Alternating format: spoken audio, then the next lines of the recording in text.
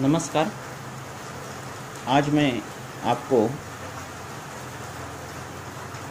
अगले द्रव्य के बारे में बताने जा रहा हूँ जो हम चिकित्सालय में ज़्यादा से ज़्यादा यूज़ करते हैं। जो चिकित्सालय में ज़्यादा से ज़्यादा काष्ठ औषधियाँ यूज़ की जाती है, वही द्रव्य की जानकारी, वही द्रव्यों का विचार मैं आपको बताने जाने वाला हूँ। जो द्रव्य यूज़ नहीं करता हूँ मैं, जो चिकित्सालय में यूज़ नहीं करता हूँ, जो कुछ कभी मैंने यूज़ ही नहीं किया, उनके विचार में नहीं बताने जाने वाला हूँ। तो अभी का जो द्रव्य है वो है उशीर, जिसको मराठी में वाड़ा बोलते हैं। तो ये जो उशीर का चूर्ण है वो हम किसमें और क्या सोचकर देते हैं, ये मैं आज बताने जाने वाला हूँ। ये जो उशीर है उसके गुण देखे आपने तो लघु वृक्ष गुण है, शीत वीर्यात्मक द्रव्य है, तिक्त मधुर उसका रस है।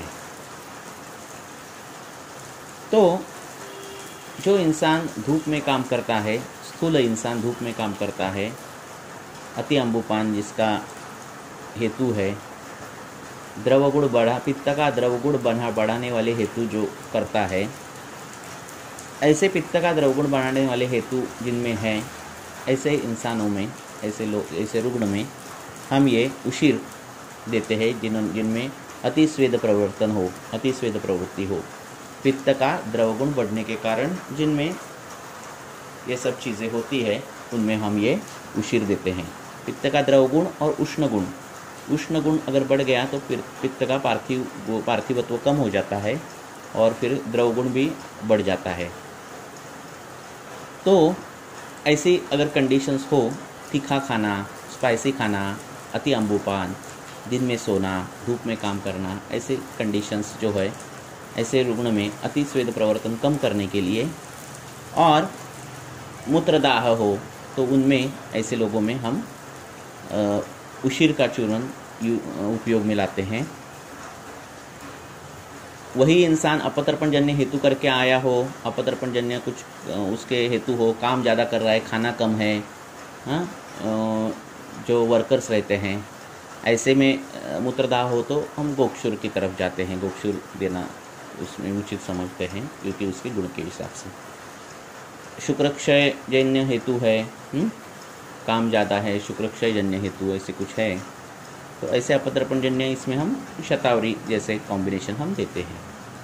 तो वाड़ा जो है, उशीर जो चूर्ण है, वो हम संतर्पणजन्य हेतु और उसमें आया हुआ पित्ता का द्रव गुण, उष्ण गुण बड़ा हो, तो उसमें ये वाड़ा का चूर्ण है वो हम यूज़ करते हैं। अति स्वेद होने के कारण त्वचा में जो त्वचा है उस पर कृमि उत्पत्ति ज़्यादा होती है, कंडू आता है, क्योंकि ये स्वेद जो है मल है, तो मल ज़्यादा बढ़ने पर क्या क्या होता है वो संग्रह में दिया है।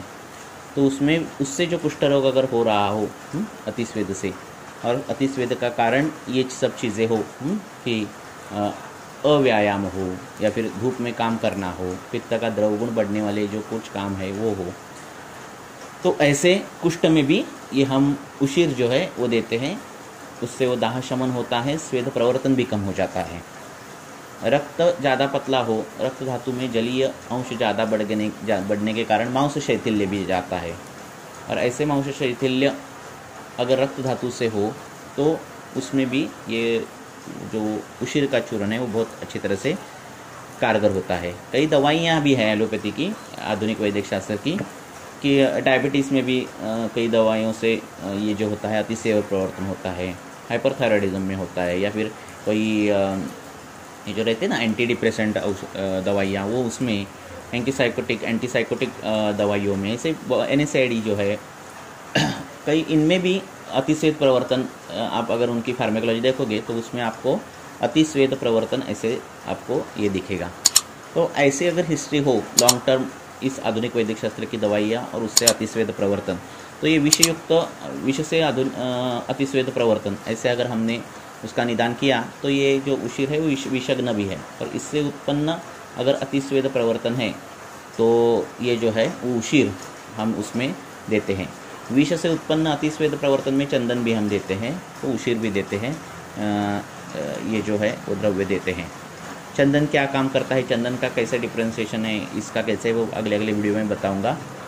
तो संतर्पणजन्य हेतु, कफ पित्त बढ़ाने वाले हेतु, द्रव गुण बढ़ाने वाले हेतु, उष्ण गुण बढ़ाने वाले हेतु, ऐसे सभी में संतर्पणजन्य हेतु में हम, और अतिस्वेद प्रवर्तन, मूत्रदाह, मूत्रकुच्छ, ऐसे इस सब में हम क्या देते हैं, ये जो उशीर का चूर्ण है वो हम देते हैं। आप भी ऐसे ही कंडीशंस देखकर, एग्जैक्ट कंडीशन देखकर, एग्जैक्ट अगर द्रव्य का सिलेक्शन करोगे तो बहुत ही अच्छी तरह से कारगर होगा। धन्यवाद।